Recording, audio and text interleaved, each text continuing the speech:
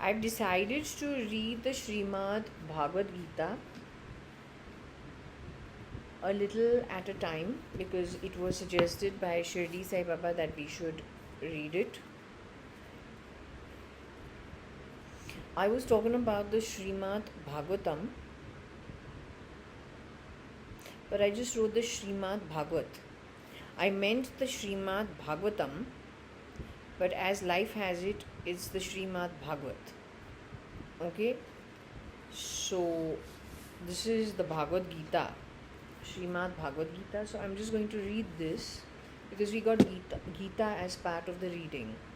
So, I'll just read this. I'm going to read little at a time and record each little reading that I do. So, the publisher's note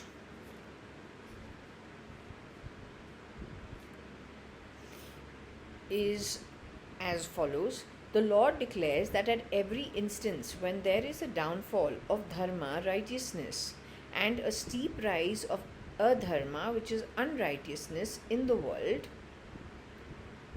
God says that God shall incarnate in an appropriate form and vanquish adharma and reinstate dharma. The war between the Pandavas and the Kauravas that was fought at the Kurukshetra battlefield was one such occasion when the Lord incarnated in the form of Lord Sri Krishna and took the side of the righteous Pandavas to vanquish the evil and the unrighteous Kauravas and to establish dharma. Arjuna, the valiant Pandava, saw his acharyas, grandfather, cousins, relatives on the opposite side, whom he had to confront and fight a very decisive war. He became nervous, feeble-minded, and utterly confused at the very thought of fighting with his own kith and kin. At that crucial juncture, the merciful Lord Krishna imparted the Bhagavad Gita, through which he explained how, as a Kshatriya, Arjuna had to perform his swadharma and fight for the cause of right and justice. Bhagavad Gita is the essence of the Vedas. It is revered as the Upanishad of the fifth Veda, the Mahabharata. The translation of Bhagavad Gita has brought out in several languages and is widely read all over the world. Giri, which is the shop, the pioneer in the field of publishing spiritual books for more than 5 decades, have brought out the edition of Bhagavad Gita with the verses in the original Sanskrit form and with English transliteration as well as translation. We are very thankful to Sri Ramachandra Shekhar for scripting the English translation of the book. We pray to the Almighty to shower His unlimited blessings on the readers of this book.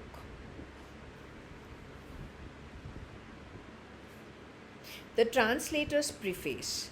Bhagavad Gita can be termed as the most beautiful and perhaps the only true philosophical poem that the whole range of literature has produced.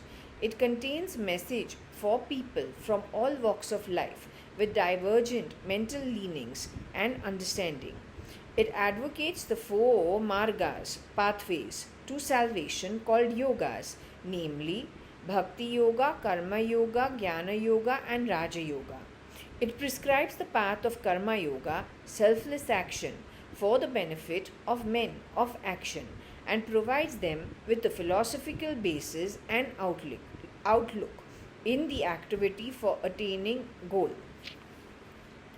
To the people who, by gradually renouncing desire after desire, wish to attain the supreme state of Brahmananda, it prescribes cultivation of the 10 Atma Gunas and the other requisite virtues leading to renunciation through Jnana Yoga.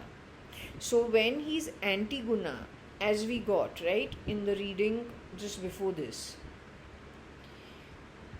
He's coming in the way of actually following yoga to gain salvation. There are four margas, four pathways of gaining salvation. So when he's anti and he's making it tin, then he's actually cutting off your mind to your heart space, hriday, to your soul. But our birth over here is primarily to evolve, especially when we get the human form, and to attain that level of salvation if we can. It is a arduous process, it is a long process, but it is a required process. This is why we are given this human body, which is the highest form of, let's say, a life form.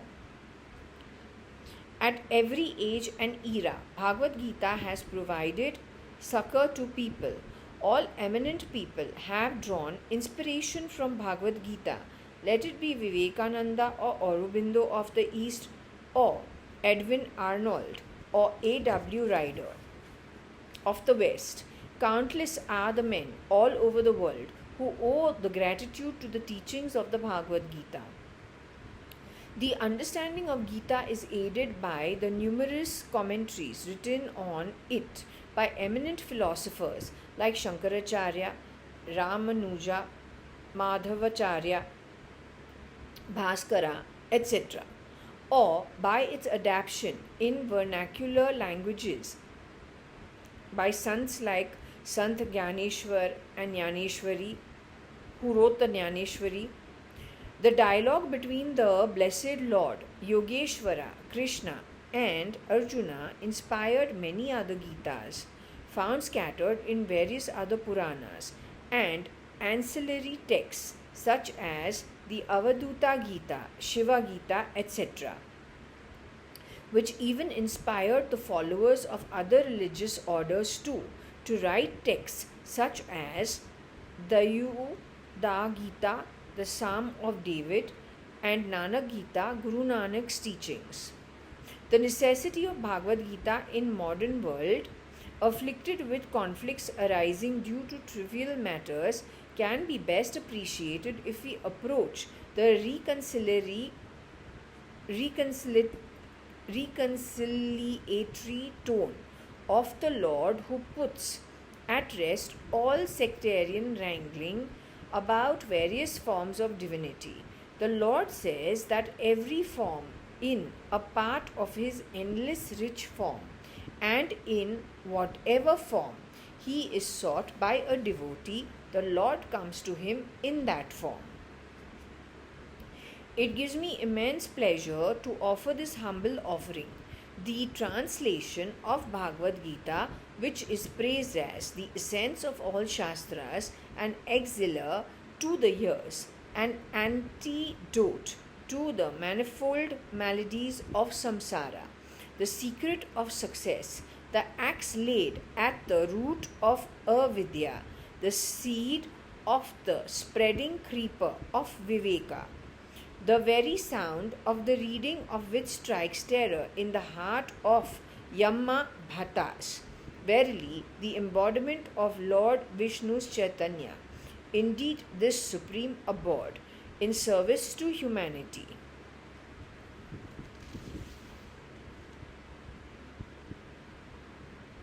I am not going to read the Sanskrit part because I am not good at it. Okay? So today we will do the prayer to the Guru.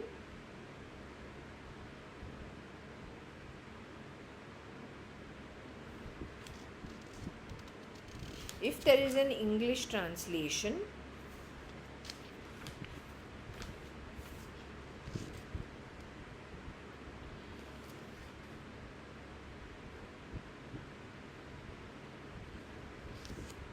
and we will do the Gita Dhyana. So the prayer to the Guru is our normal Guru Brahma, Guru Vishnu, Guru Devo Maheshwara, Guru Sakshat Parabrahma, Tasmai Shri Gurave Namaha.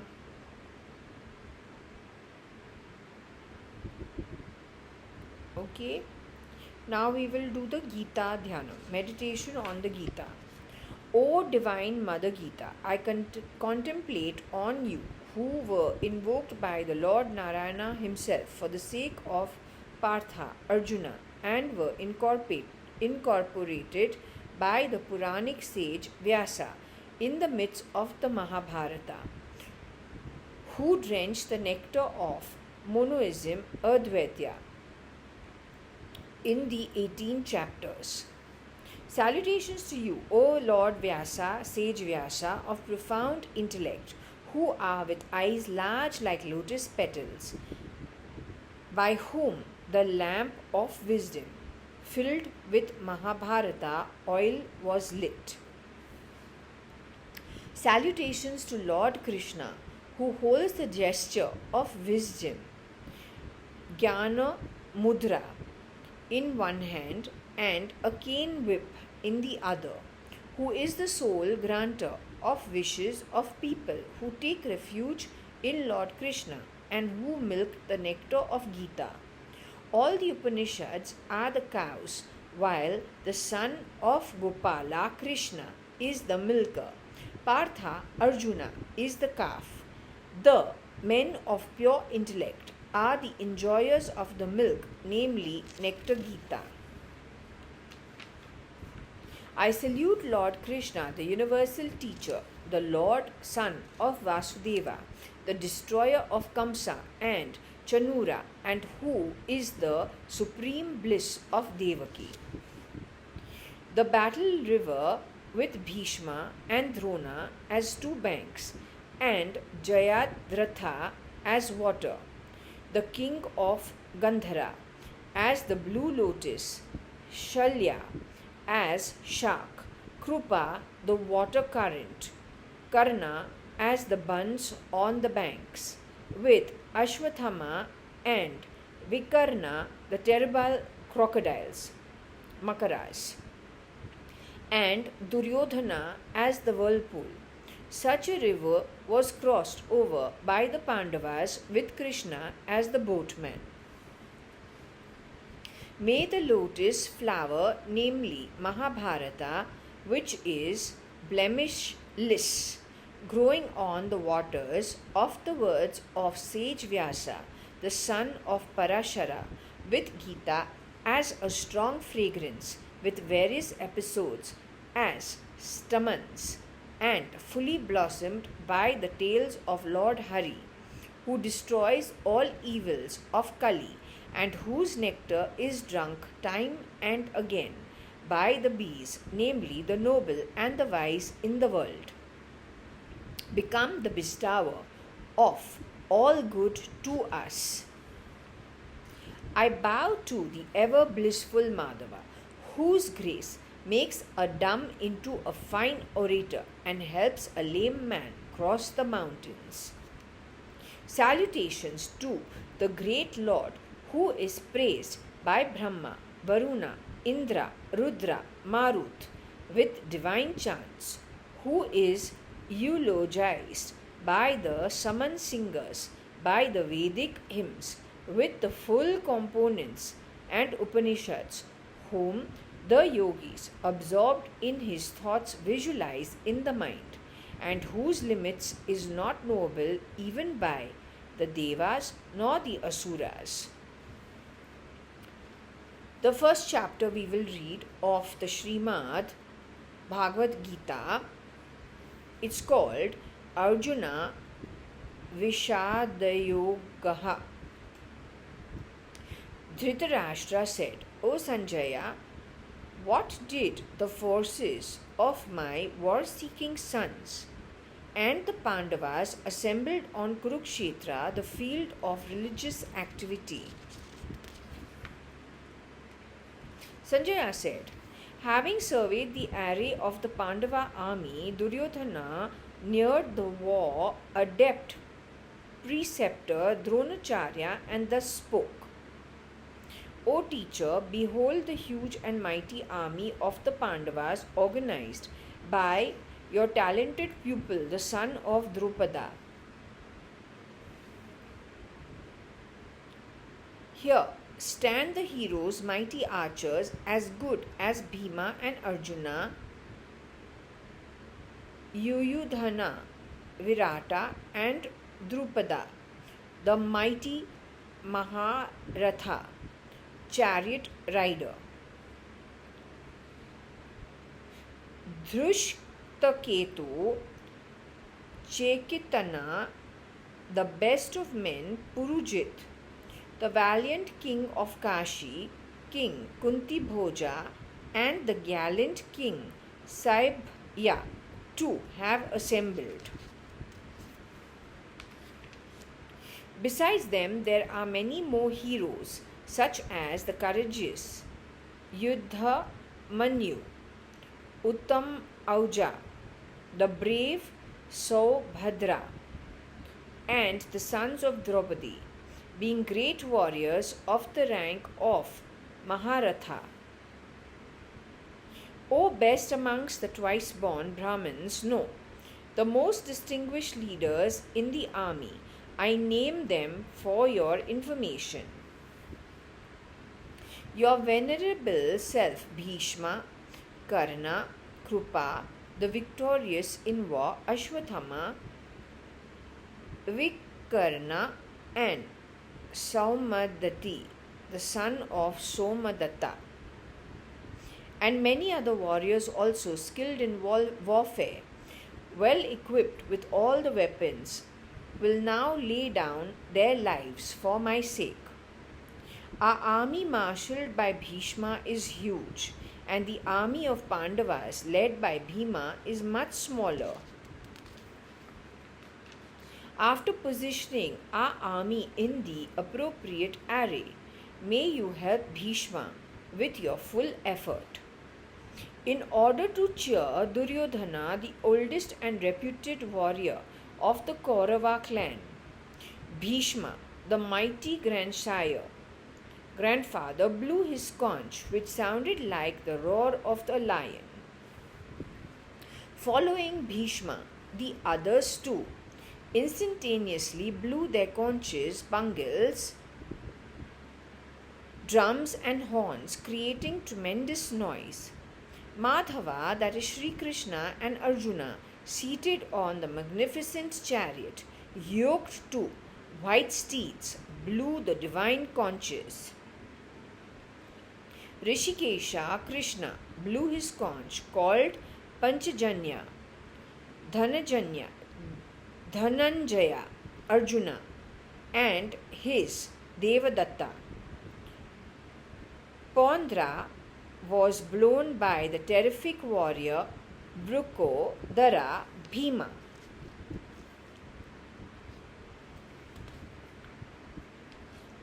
King Yudhishthira, the eldest son of Kunti, blew his Ananta Vijaya conch, and Nakula and Sahadev blew their Sughosha and Mani Pushpaka respectively. The expert archer, king of Kashi, Sikhandi, the valorous chariot warrior, Maharatha, a rank in army, Drushtadhyumna, Virata, and invisible Satyaki also blew their conches. O king of the earth, Dhritarashtra, Draupada, the sons of Draupadi and Abhimanyu, the mighty son of Subhadra, the powerful armed one, all blew the conches from all the sides.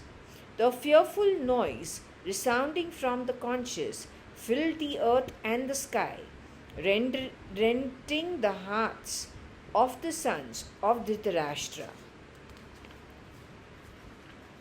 Then, O king, beholding the well-arrayed army of Duryodhana, Dhritarashtra's party, and the war that was about to commence, monkey-bannered Arjuna, the Pandava who had Hanuman on his ensign badge, raised his bow and said thus to Rishikesha, Krishna. The son of Pandu, Arjuna, said, O Achyuta, station my chariot amidst the two armies, so that I can see conveniently the armies assembled to wage war, and whom I have to confront. I wish to see these or those who have assembled to fight in support of evil-minded Duryodhana, the son of Dhritarashtra, just to please him.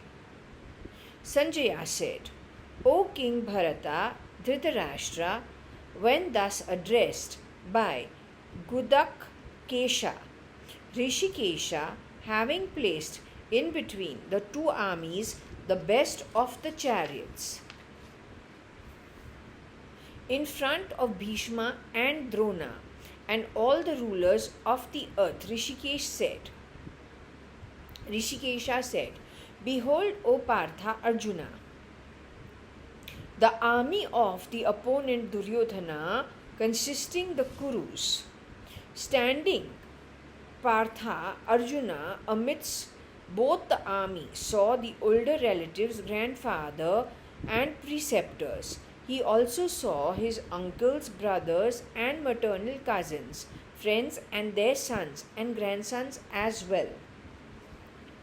Seeing his father-in-law and near and dear ones arrayed in both the armies, Arjuna, the son of Kunti, spoke with great anguish, overpowered by compassion. Arjuna said, O Krishna, seeing the armies of my men eager to wage a war, my limbs tremble, my mouth becomes parched.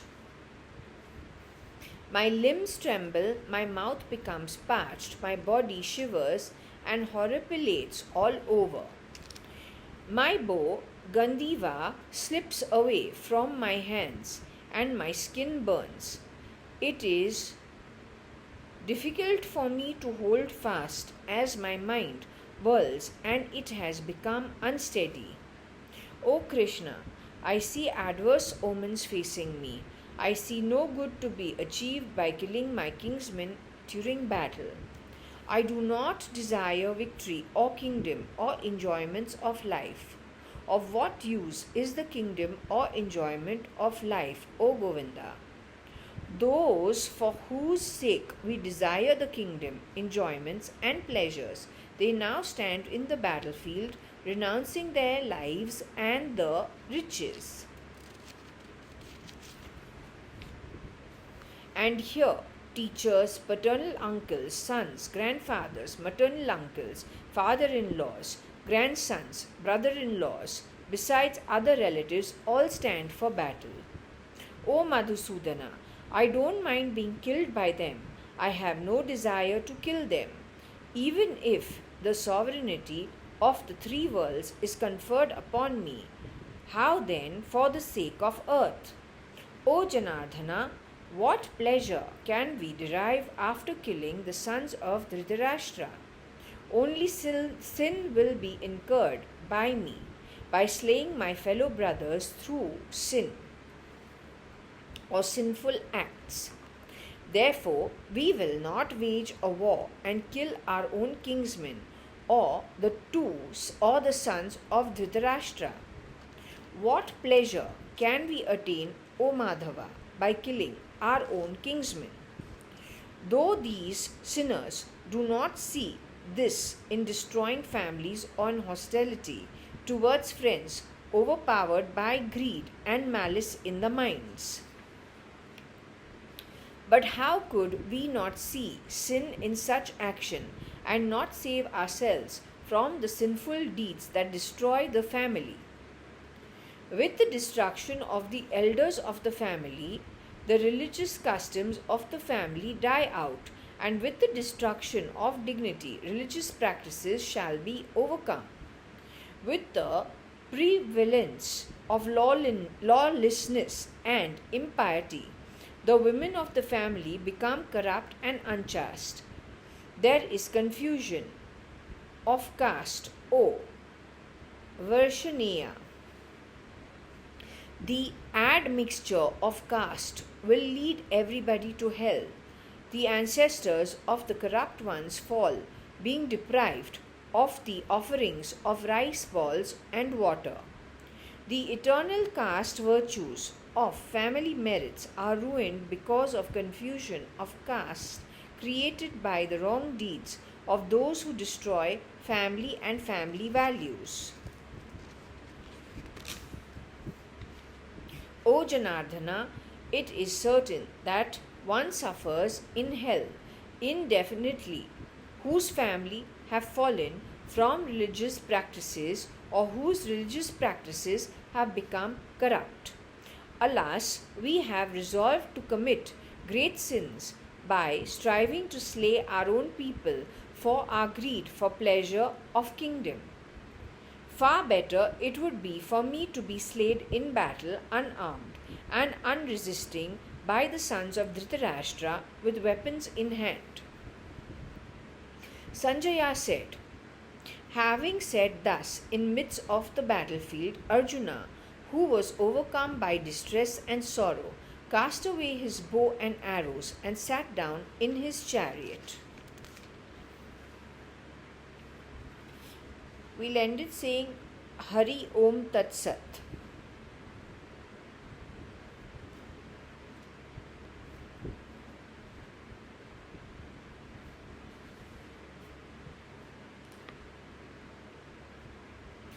We will read chapter 2 tomorrow. We'll do one chapter every day.